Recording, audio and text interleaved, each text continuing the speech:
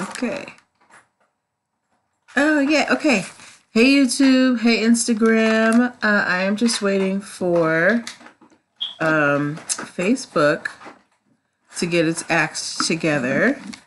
As you come in, please tell me where you're joining me from. And if you have a business, let me know what it is. Okay. Why aren't you cooperating? Happy Thursday. I know you guys are probably leaving work, and this is not the usual time that I get on. Okay. So, all right, Facebook is being difficult. Give me 1 second, guys. Instagram and YouTube, if you are just coming in, I want to go live, man. Come on. All right. Oh, hi, One True Empress. How are you, girl? I'm starting up Facebook, but Facebook is trying to be difficult right now. If it's not one thing, it's another. Every time I'm trying to do some type of multiple broadcast, there's a problem. Oh, here we go. Yes. Okay. Hi, Facebook. All right. So let me just jump right in because I actually don't have a lot of time today. Happy Thursday, everybody. Happy Thursday, One True Empress. You a rock. You loyal. You always here. If this is your first time seeing my face or hearing my voice, I am Natalie Pierre-Lewis. I am the owner and operator of NPL Consulting, LLC, a business formation firm. What that means is I help you get your business paperwork together. Things like filing your articles of incorporation with your state, making sure you have appropriate contracts, helping you get trademarks, helping you hire employees properly. I help you with all of that stuff. If you're wondering what makes me qualified, I've been a licensed attorney for over a decade. I've started multiple businesses for myself and others. I've had many careers in the realms of education, entrepreneurship, law, hospitality, and administrative support. And most important, I'm very passionate about making business and legal education as accessible to everyone as possible. Not everybody has the time, money, or desire to go to business or law school, but a lot of people have really great business ideas. And there are just some fundamental business and legal concepts that you need to know if you're going to be successful. So that's why I'm here. If you are interested in any of the things I do, like my intellectual property webinar that is happening on March 20, 2019, March 20, 2019, March 20, 2019, you can go to the link in my bio, linktree/NPL consulting firm, linktree/NPL consulting firm, linktree/NPL consulting firm. Please keep in mind that my intellectual property webinar, you're going to be learning about trademarks, patents, and copyrights in 2 hours. Any attorney for a trademark is going to charge you minimum $3,000. Today is the last day for early bird tickets, and they are just $11. After that, they go up to $21. So I would suggest that you get your tickets today. Okay. Other things you can find at linktree/NPL consulting firm are my podcasts where I interview entrepreneurs from all walks of life to find out the things that all entrepreneurs have in common. You will also find a lot of ebooks that you can download. Awesome. Yes, I'm glad you got the early bird. I've been telling people about it for a while. Yes, lots of ebooks, lots of resources. So check out linktree/NPL consulting firm. All right. So we are going to get right to it because this evening I am going to be on a panel. This is my support team on a panel talking about partnerships and contracts at Business Buds, which hello to whoever just joined in Facebook, which the panel that I'm going to be on is hosted by Shara Gibson, the owner and operator of Can I Ventures. And I'm really excited about it. I'm going to try and post some clips while I'm there and let you see what's going on, okay? But we are going to get to the matter at hand. And if you have any questions about the stories that I'm going to talk about, please feel free to drop your questions. So just to remind anybody who may be watching later and has never watched this before, every week I take stories from pop culture that have to do with business and legal aspects, and I break them down, explain them, and kind of give you some correlations and lessons that you can learn for your businesses, okay? Okay. So, first case we are talking about today is it has to do with a theater suing a hotel. And this is happening in New York. And this is called Public Theater versus Public Hotel. All right. So Public Theater in New York, they put on the New York Shakespeare Festival. They have like free Shakespeare in the park, things like that. And everybody knows the Public Theater. Down the street from the Public Theater is a hotel. And this hotel, the founder of this hotel was also the founder of, interestingly enough, Studio 54. Anyway, and his name is Ian Schrager. Ian Schrager called his hotel Public Hotel. And in this hotel, they had a red curtained performance space. So somewhere where you could perform. Hi, Lisa. So somewhere where you could perform stage performances, okay? So you got this public theater that's giving free Shakespeare plays in the park, and then you've got this private hotel that also has a performance space, and they're both calling themselves public. So Public Theater has brought suit over the use of the word public. They are saying that the hotel down the street, their name and the style of their logo is too similar to that of the theater, okay? And on top of that, not only is the logo similar, but they are also hosting musical performances. So they're saying that there is trademark infringement. And that their argument is also that it's likely to confuse customers and think that the two are associated. They're saying that the hotel is riding on the coattails and the reputation of this public theater and using it to drive business to their hotel and their theater. Okay. And the proof that Public Theater is using to prove this is that some of their donors commented on their expansion down the street, meaning the hotel. So people who are donating money to this hotel think that the hotel and the theater are associated. Hi, Cynthia. So Public Theater is like, this is our realm. Our realm is giving public performances, and you're right down the street. You're going to take business away from us. So that is the crux of their argument. Now, this hotel, Public Hotel, which again, it was founded by the same guy who founded Studio 54. They do film screenings. They hold film screenings, musical performances, art exhibits, and open mics. Okay. On top of the fact that one of the very first opening acts for the hotel was someone who performed at the Public Theater down the street. Now, Ian Schrager, the founder of the hotel, his argument is that Public Theater doesn't even have a trademark. He registered his trademark in 2012. And he's right. The theater registered their trademark in 2017. However, they have been using the Public Theater name since the 1990s. So there may be a common law trademark there.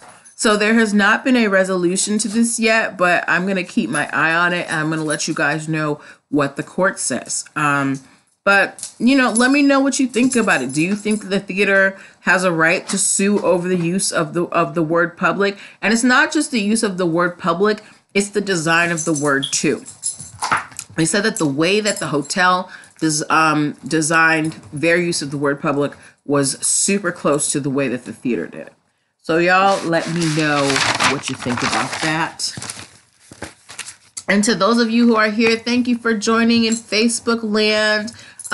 Be here every Thursday breaking down pop culture legal stories so you can know what your favorite celebrities are doing or not doing. Okay. Okay. This next case, it's a quickie but a goodie, and this is a lesson in why you need to protect your business ideas early. So there is or was a rum company by the land of Cane Land Rum, right? And they're US based, but they're changing their name to Three Rolls Rum because a competing company in the Netherlands filed an international trademark for Cane Land Rum first. So remember, I always tell you guys that when you're filing for trademarks, patents, things like that, first to file is usually the winner. All right. So it's really important to protect your ideas early in some fashion.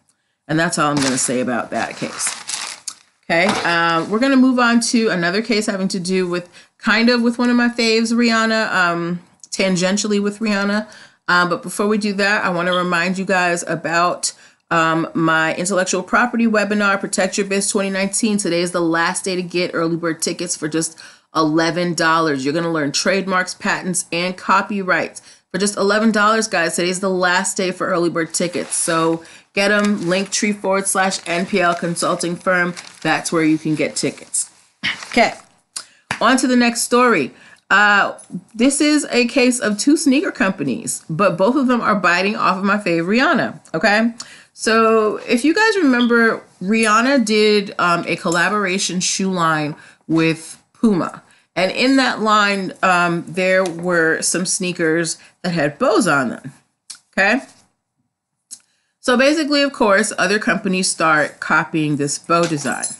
Skechers was one of these companies.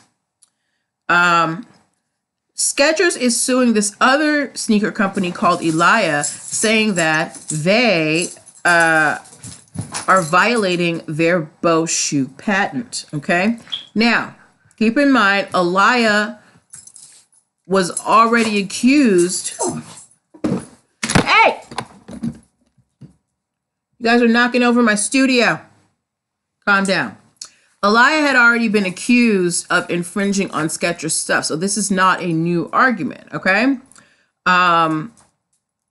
So remember, Puma made the bow shoe. Skechers made their own bow shoe and got a patent with it. And now they're suing Elia because Elia has come out with their own bow shoe. Hi, Jofny Nicolette Inc. Please tell me how to pronounce your name. Okay? So Elia is saying that the patent should be invalid because, first of all, it's not a new design because Rihanna already came out with a bow shoe with Puma. And second, it's functional. So remember that if Skechers got a patent for that shoe, it would have been a design patent. And what Elia is saying is that the bow is not a design, it's a function. So this case should be thrown out. And if you don't understand what I mean by the difference between a design patent and what Elia is claiming is that it was functional or utility patent, you need to download my patent ebook, which is completely free at the link in my bio. Okay? So we're going to see if Skechers wins or if Elia wins, if Skechers gets to keep their patent on the bow shoe that Rihanna already had with Puma. Next story. If you saw the title of my live stream, you know that the Kardashians are in here. They're actually in here twice. Disclaimer, I'm not a fan of the Kardashians, but they're good news and they're good for these lessons. So this first, we have two Kardashian stories today, and I'm going to break them up. We're having one kind of in the middle, and I'm going to have one at the end. First story is Kim Kardashian is being sued for $440 million over the Kimoji app. Okay, so let me tell you what happened. An app developer came up with Kimoji, and they were in negotiations with Kim to partner over Kimoji, but then at the last minute she backed out over what they say was just some like bogus reasons. Okay. Come on, Dallas. So they're thinking everything's over and done with. Kim goes and partners with another app company and starts promoting Kimoji. Now, I remember when Kimoji came out and people were really crazy over it. Jofne. Okay. People were really crazy over it. And you know Kim made a lot of money on it. So the app developer says, well, I want those profits because you were supposed to do that with us, girl.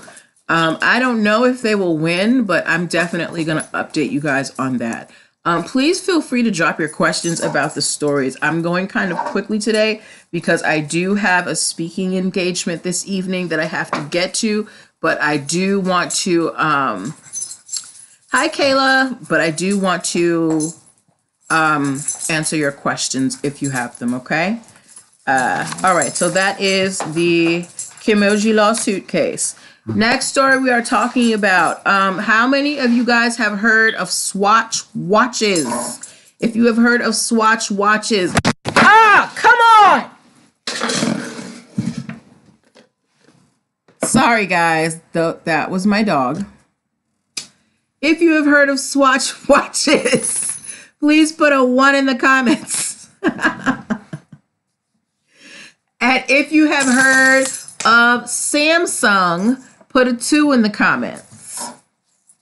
So if you've heard of Swatch, put a 1 in the comments. If you've heard of Samsung, put a 2 in the comments. It's interesting. I'm trying to come to the event you're doing later with Kenna Ventures. Go, Jofne, if you want to go to the event tonight, go to Kenna Ventures Instagram page. I think you can still get tickets. You used to wear 2 or 3 at the same time? Okay, so we got people, you know Swatch, we know Samsung. Okay, so Swatch is suing Samsung because apparently Samsung has come out with a line of watches that look very similar to Swatch watches, okay?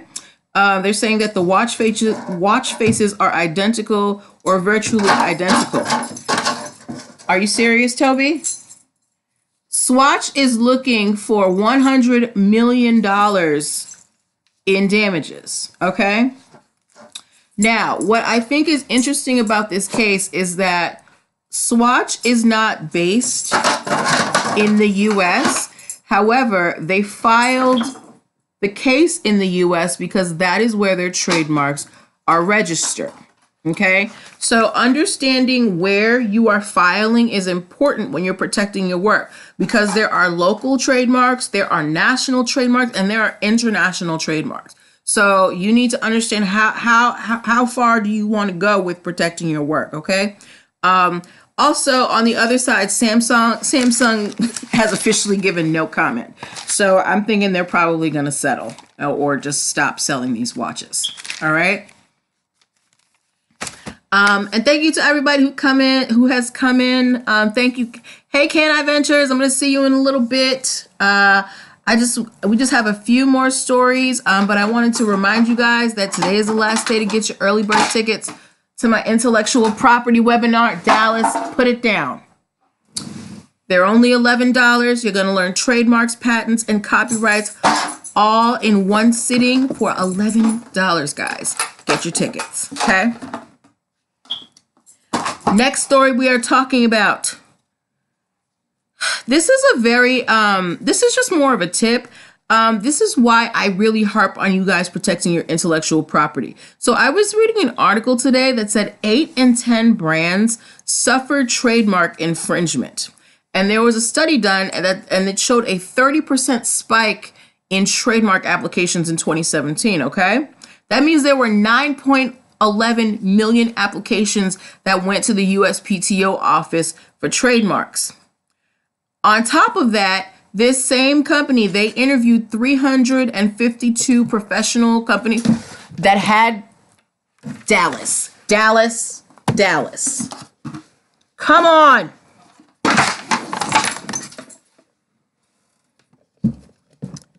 The comedy that is my dogs, guys. Anyway, so then they went and they interviewed 352 businesses that had trademarks, and they found out that 81% of them had some type of trademark infringement trouble. So trademark infringement is on the rise. So don't take it lightly when you have an idea. If you do have a brand that you're trying to protect in this day and age, it's really important that you do it early. And I would suggest that you start by downloading my completely free trademark toolkit ebook. It's in the bio. Download it. Okay. Next story we're talking about. If anybody has heard of the artist Banksy, I would like you to put a star emoji in the comments. The artist Banksy, if you have heard of him.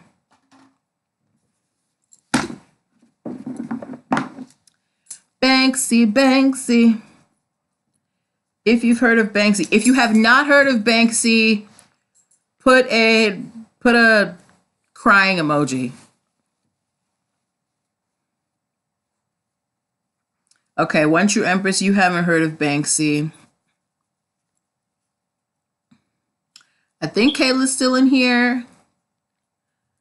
Anyway, okay. So if you haven't heard of Banksy, hi guys, this is Dallas. This is the person who is sabotaging my production studio.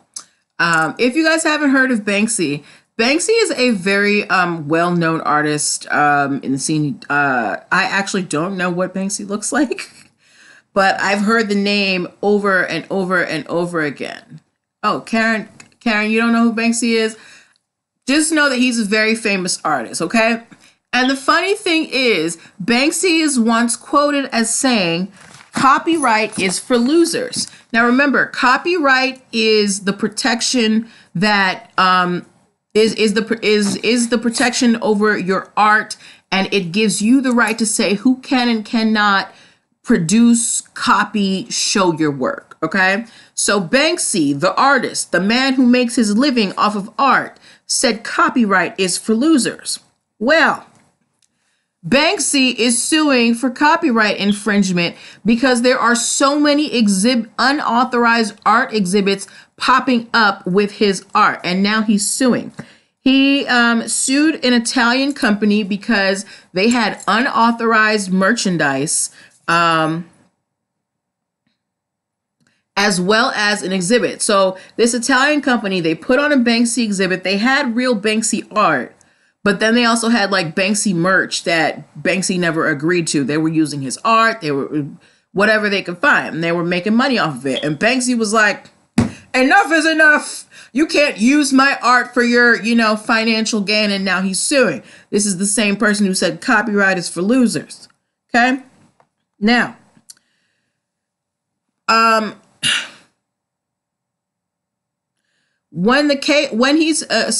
Banksy brought the suit, the judge agreed that the Italian company could not sell the merchandise. However, they did say that they could still use Banksy's work for promotional materials.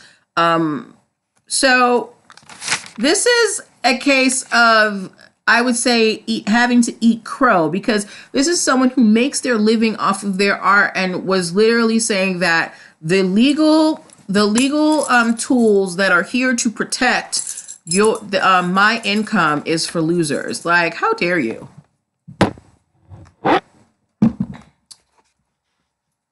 All right. So we are almost done, guys. We have 2 more cases. The next case is the second Kardashian case. I told y'all this broadcast was rife with Kardashians. We talked about Kim being sued over the Kimoji app. Now we're talking about Rob Kardashian. Y'all, Rob Kardashian is trying to trademark Dream Kardashian's name. He's going for it like his sisters. Kylie's doing it. Khloe's doing it. Kim's doing it. Rob said, I want it too. Okay. Rob wants to trademark Dream Kardashian's name for merchandising of toys and electronic games. Now, keep in mind, there is an ongoing dispute over child support with his ex-fiance, Black China. Okay? And when I heard of this case, what the questions that popped up into my head were like, Okay, well, let's say Rob gets the trademark and then Dream, he launches this line of Dream Kardashian toys and stuff and it blows up. Does Blac Chyna have any claim to that because she is the custodial parent? And keep in mind, Rob is currently paying $20,000 a month in child support to Blac Chyna, although he says he can't afford it anymore. So I guess this is his way of trying to, bring some money on in because Blac Chyna's draining his pockets with that child support. But I gravitated to this case because I was wondering what the implications were in terms of having to pay child support. What does it mean if your kid is earning money off of a trademark? Like, how does the parent get involved? But I'm going to keep an eye on this case, and I'm going to let you guys know how it turns out. Okay. And the last case that we are talking about today is, I just found this today and it made me laugh. And it has to do with two bars in New Orleans. So this is the case of, and if you have sensitive ears, I apologize, but this is literally what it says. This is the case of huge ass beers versus giant ass beers. Okay. All right. So in New Orleans, there is a restaurant that literally has a trademark for these drinks called huge ass beers and one for something called half ass beers. Okay. They've had these trademarks since 2013. During the time that they, all this time that they've had, hi, Nicole, all this time that they've had this trademark, they also had a fellow restaurant down the street and they had some business dealings. So the business dealings went sour. It had to do over a property dispute. And the bar down the street was like, well, if we can't get this deal going, this is my co-host, guys. We can't get this deal going. We're going to make our own. So they started selling giant ass beers. Now remember, the first company, they've got the trademark on huge ass beers and half ass beers. The bar down the street says, we can't make a deal. We're selling giant ass beers. Okay. So now huge ass beers is suing for infringement, unfair competition, injury to business reputation, because it's very obvious that if you have huge ass beers and giant ass beers, anybody's going to get those mixed up. They'll be like, oh, we're going to go to that big ass beer place, that huge ass beer place. And if you just see one, you're going to think, oh, that's what it was. So there's no doubt that there could be some confusion, right? They're also making a claim for trademark dilution because it makes it seem like they're branching out, which they're not. There's only one location. And they're saying that it's an unfair trade practice because this bar down the street is using the reputation of huge ass beers to bring business over to giant ass beers. So, in the case of huge ass beers versus giant ass beers, I bring the case to you, jury of social media. Who do you think should win? If you think huge ass beers should win, give me a 1. If you think giant ass beers should win, give me a 2.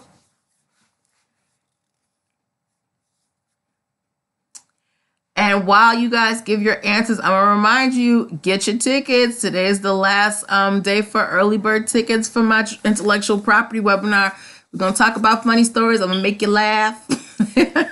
It's only $11.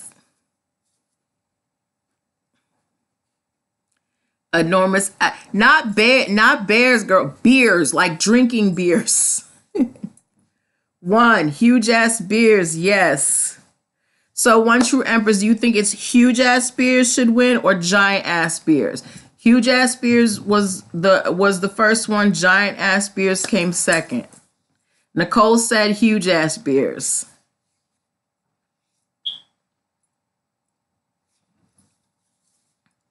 I'm going to wait for One True Empress to give me her answer. Huge ass beers. All right. We got 100% for huge ass beers. I will keep you guys posted when I find out the result of the case. You can also actually look it up. You can literally look up the huge ass Spears case.